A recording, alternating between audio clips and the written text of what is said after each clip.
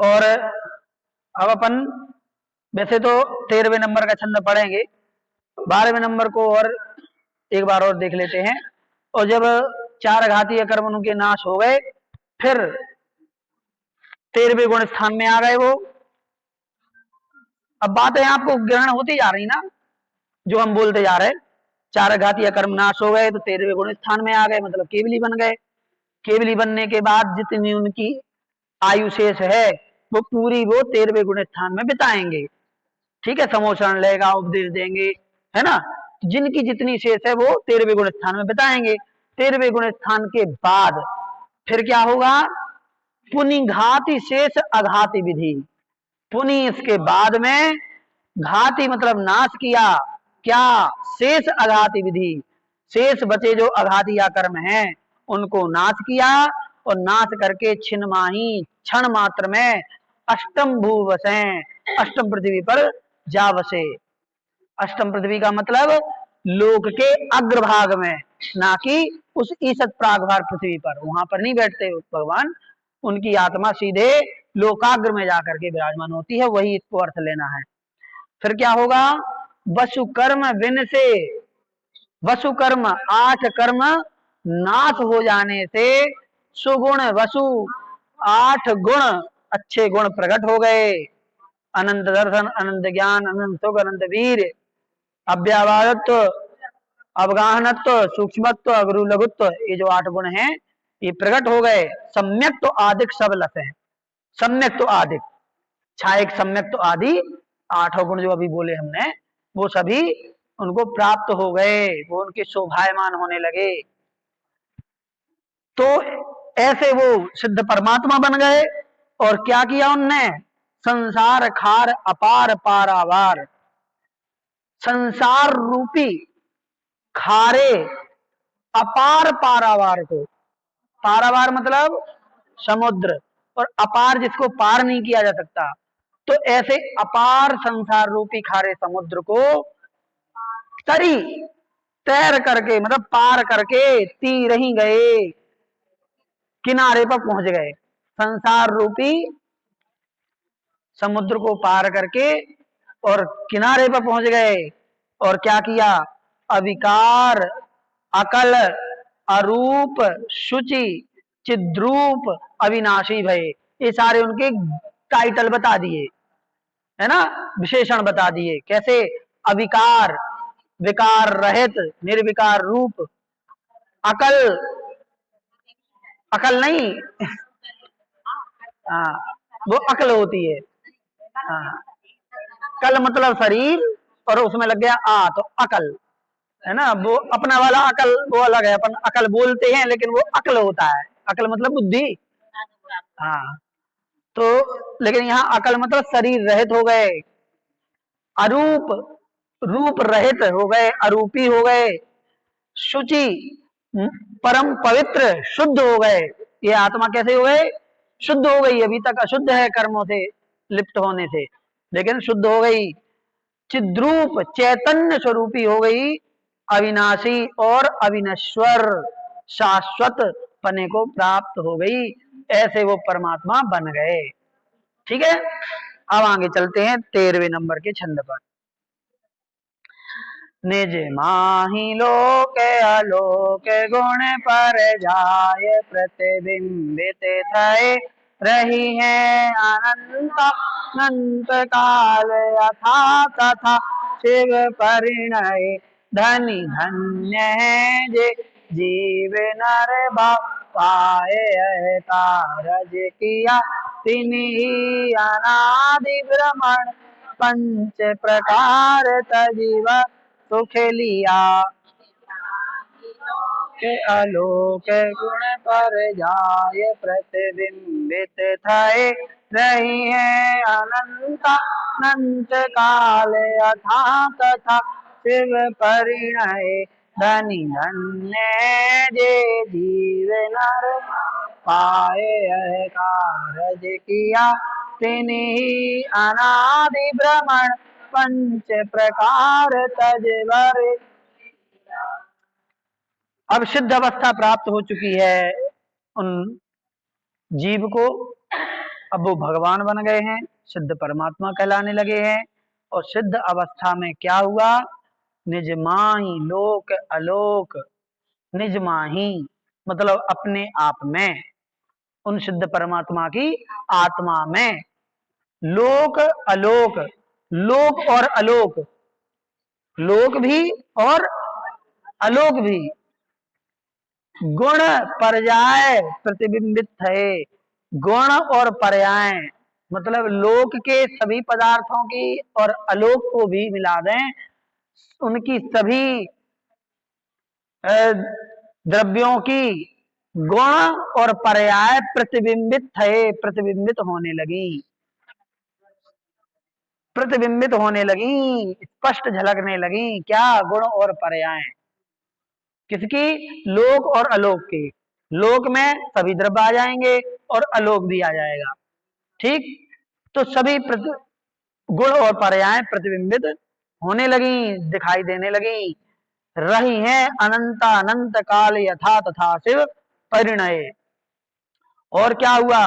रही हैं अनंत अनंत काल, और वो ऐसे ही, जो पीछे की लाइन लेंगे पहले, यथा तथा शिव परिणय, यथा शिव परिणय, जैसे वो मोक्ष में परिणमित हुए हैं, मतलब जैसे ये आत्मा मोक्ष रूप में बदली है, सिद्ध अवस्था को प्राप्त किया है, तथा मतलब वैसे ही, मतलब जिस प्रकार की अवस्था उनकी मोक्ष में पहुंच करके बनी है, वैसी ही अवस्था अनंत अनंत काल तक रही है, वैसे के वैसे वो अनंत काल तक बने रहेंगे। मतलब जैसी शुद्ध आत्मा उनको मोक्ष प्राप्ति के समय प्राप्त हुई, जैसे उनकी अवस्था बनी है, वैसी की वैसी अवस्था अनंत काल तक ज्यों की त्यों बनी रहेगी, उसमें कोई परिवर्तन नहीं होगा। सिर्फ उनके गुण और पर्यायों में अगुरु लघु गुण के कारण से जो परिणमन है, वो परिणमन होता रहेगा, परिणमन चलता रहेगा। वो जो पर्याय है वो पर्याय बदलती रहेगी, लेकिन कोई वैसा बदलाव नहीं होगा कि जो सिद्ध अवस्था है वो वापस अशुद्ध हो जाए, शुद्ध से अशुद्ध हो जाए, ऐसा नहीं होगा। वो जैसा है आत्मा का स्वरूप, वैसा ही अनंत काल तक बना रहेगा। समझ गए? बात समझ में आई है? आगे समझ में है क्या? कि जैसी अवस्था उनको प्राप्त हुई है, वैसी ही अवस्था में वो अनंत काल तक बने रहेंगे, कोई परिवर्तन नहीं होगा। धनी धन्य है जे जीव, धन्य है वो जीव, धनी धन्य, धन धन्य मतलब बहुत ज्यादा, दो बार धनी शब्द ही वो दो बार कह दिया उनने। धनी मतलब धन्य और धन्य मतलब भी धन्य। तो धन्य धन्य है वो जीव जिन्होंने नर भाव पाए, यह नर भाव पा करके, मनुष्य भाव प्राप्त करके यह कार्य किया, यह कार्य किया, यह कार्य किया, मतलब ऐसा पुरुषार्थ किया और सिद्ध अवस्था को प्राप्त किया, ऐसे वो जीव धन्य है।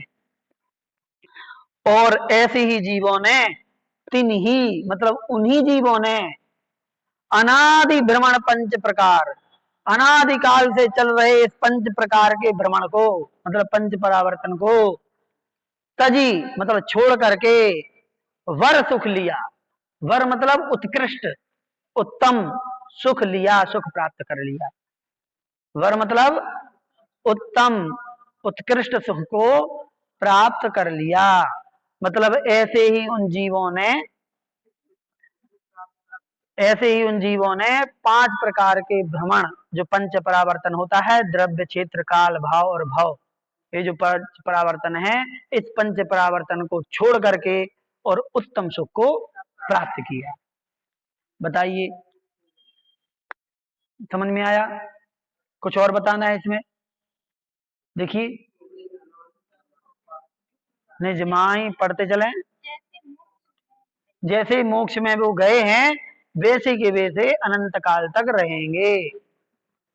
यथा शिव परिणय, जैसे शिव मतलब मोक्ष में, परिणमय मतलब परिणमित हुए हैं, तथा मतलब वैसे ही अनंत काल तक बने रहेंगे। ठीक है? धन्य है वे जीव जिन्होंने मनुष्य भाव पा करके ऐसा पुरुषार्थ किया, ऐसी ये सिद्ध अवस्था को प्राप्त किया, और ऐसे ही जीवों ने अनंत अनादिकाल से चले आ रहे पंच परावर्तन रूप भ्रमण को छोड़ करके उत्तम सुख को प्राप्त कर लिया। ठीक है, आगे चले। मुख्योपचार दुभेदयो बड़ भागी रत्ना त्रय धरे अरु धरेंगे ते शिव लह तिन सोयत जल जग मल हरे निहालस हानि साहब हानि यह सिख आदर जब लो न रोगे जरा गए तब लो झटित निज हित करो। पढ़े आगे फिर से। मुख्यो यो बड़ भागी रत्ना त्रय धरे अरु धरेंगे ते शिव लहै तिन सोयत जल जग मल इमि जानी आलस सास ठानी सिख आदरो जब लो न रो गहे तब लो झट निज हित करो। क्या कह रहे हैं? मुख्योपचार दुभेद यो बड़भागी रत्न त्रय धरे। यो यो मतलब इस प्रकार, यो मतलब इस प्रकार से। मुख्य उपचार, मुख्य और उपचार, मुख्य मतलब निश्चय, उपचार मतलब व्यवहार। मुख्य मतलब निश्चय, उपचार मतलब व्यवहार। दुभेद मतलब दो प्रकार का। रत्नत्रय धरें, रत्नत्रय धारण करते हैं। इस प्रकार बड़भागी, बड़भागी मतलब बड़े भाग्यवान, बड़े भाग्यशाली लोग होते हैं, वो जीव होते हैं पुण्यशाली, जो इस प्रकार से मुख्य और उपचार मतलब निश्चय और व्यवहार के भेद वाले इन दो प्रकार के रत्नत्रय को धारण करते हैं। रत्नत्रय मतलब सम्यक दर्शन, सम्यक ज्ञान और सम्यक चारित्र। ठीक है, तो रत्नत्रय कैसा? दो प्रकार का, निश्चय रत्नत्रय और व्यवहार रत्नत्रय। व्यवहार रत्नत्रय क्या है? जो 28 मूल गुणों के पालन रूप होता है। व्यवहार रत्नत्रय क्या? 28 मूल गुणों के पालन करने रूप जो होता है वो है व्यवहार रत्नत्रय। और जो स्वरूपाचरण रूप होता है, स्वरूप में आचरण करने रूप जो होता है वो निश्चय रत्नत्रय कहलाता है। ठीक है, तो बड़े भाग्यशाली लोग होते हैं, जीव होते हैं पुण्यशाली, जो दोनों प्रकार के रत्नत्रय को धारण कर पाते हैं। हाँ, और क्या कहते हैं नीचे की लाइन में? अरु धरेंगे ते सिबल हैं। और जो इस प्रकार से धारण करेंगे, जब जब भी इस प्रकार से दोनों प्रकार के रत्नत्रय को धारण करेंगे, ते शिवल हैं। ते मतलब बेजीव, शिवल हैं मोक्ष को प्राप्त कर लेंगे। तिन स्वयस जल जग मलहरें, और बेही जीव स्वयस जल, स्वयस रूपी जल से मतलब अपने यश रूपी जल से जग मल हरें, जग के मल को नष्ट कर देंगे, दूर कर देंगे। संसार के मैल को, संसार के मल को दूर कर देंगे, नष्ट कर देंगे। कैसे? सुयस जल, सुयस रूपी जल से। रत्नत्रय तो उदाहरण कर ही लिया है। हाँ, रत्नत्रय को धारण करने के बाद वे मोक्ष जाएंगे, और मोक्ष जाने से क्या होगा? उनका यश बढ़ेगा। सुयश, उस सुयश से, उस यश से संसार रूपी संसार के मल को दूर कर देंगे, नष्ट। हाँ,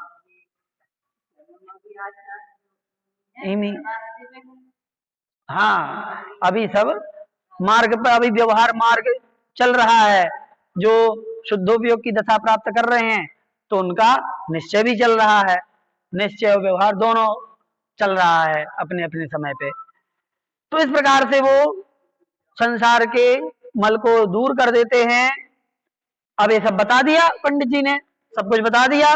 अब क्या कहते हैं, अब अपने लिए कहते हैं, इमी जानी, इस प्रकार से जानकर, बता दिया सब कुछ, पूरी छह डाला। अब अंतिम उपसंहार हो रहा है कि इस प्रकार से जान करके जो बताया है, आलस हानि, आलस को दूर करके, प्रमाद को हटा करके, साहस ठानी, और साहस करके, थोड़ा साहस बना करके, यह शिख आदरो, यह शिक्षा ग्रहण कर लो। अब थोड़ी सी हिम्मत जुटाओ, हिम्मत लगाओ और ये सीख ग्रहण कर लो। सीख आगे बताएंगे, अभी सीख अभी नहीं बताई, सीख आगे बताएंगे। अभी तो वो बना रहे कि इस प्रकार से हमने जो बताई है, इसको जान करके, आलस को दूर करके, साहस धारण करके यह शिक्षा ग्रहण कर लो। क्या और कैसे, इसलिए कर लो क्योंकि जब लो न रोग जरा है, कि जब तक यह शरीर आपका रोग और जरा मतलब बीमारी और बुढ़ापा नहीं ग्रहण कर रहा है, मतलब जब तक रोग और बुढ़ापा नहीं आ रहा है, तब लो, तब तक आपके पास समय है, अपने पास टाइम है, तब तक अपने पास समय है।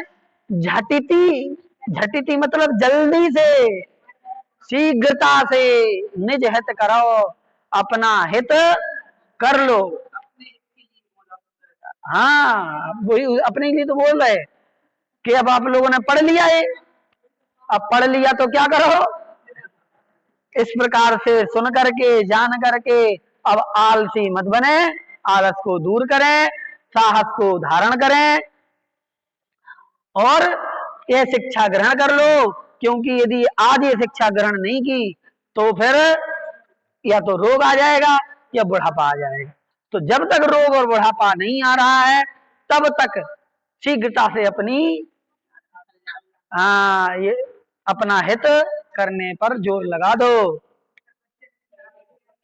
है?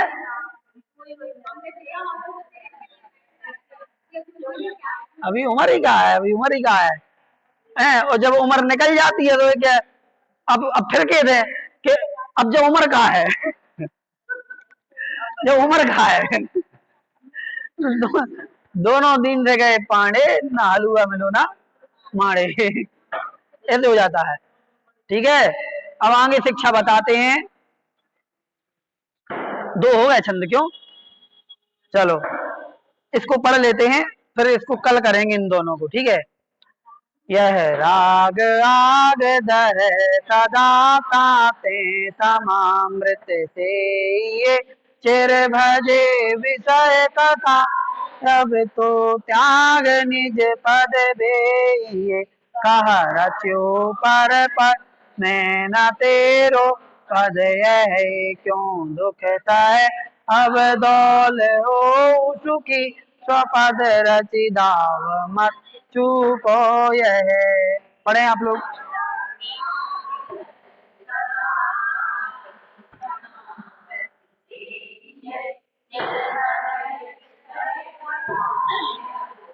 त्याग निज पद बे, कहा रच्यो पर पद है, क्यों दुख सहे स्वपद रचि दाव मत चूको यह। इस पे तो बहुत बड़ी शिक्षा है, बहुत बड़ी व्याख्या हो सकती है, संक्षेप में बताएंगे, कुछ अभी बता दे रहे, कुछ कल बता देंगे। इसमें मुख्य रूप से जो बताया है, अभी हम बता दे रहे थे उथला उथला, 2 मिनट बचे हैं। इसमें सबसे बड़ी बात जो ये कही है कि दाव मत चूको यह, ये जो दाव मिला है, ये दाव मत चूकना। ये वैसे ही दाव मिला है जैसा व्यक्ति को अवसर, दाव मतलब अवसर है ना, कि अच्छा दाव मिल गया, हाँ छक्का लगा दो नहीं तो फिर, नहीं तो फिर ना, फिर ऐसी बॉल नहीं मिलेगी फिर आपको छक्का मारने लायक। ठीक है, फिर वैसे ही मिलेंगी जिसमें आप आउट होने के ज्यादा खतरे रहेंगे, हैं? तो अलग अलग प्रकार से, हैं? तो वो कहीं क्लीन बोल्ड ना हो जाए, आउट ना हो जाए, इससे बचने के लिए आप ये दांव मत चूकना। क्यों? क्योंकि ये राग आग दहे सदा, क्योंकि राग रूपी आग, ये जो शब्द है ना, ये बहुत ही पंडित जी ने मतलब ऐसा लगता है कि महीनों सोचने के बाद ये शब्द दिया होगा कि राग आग दहे सदा, राग रूपी आग हमेशा आपको जला रहा है, अपन को जला रहा है।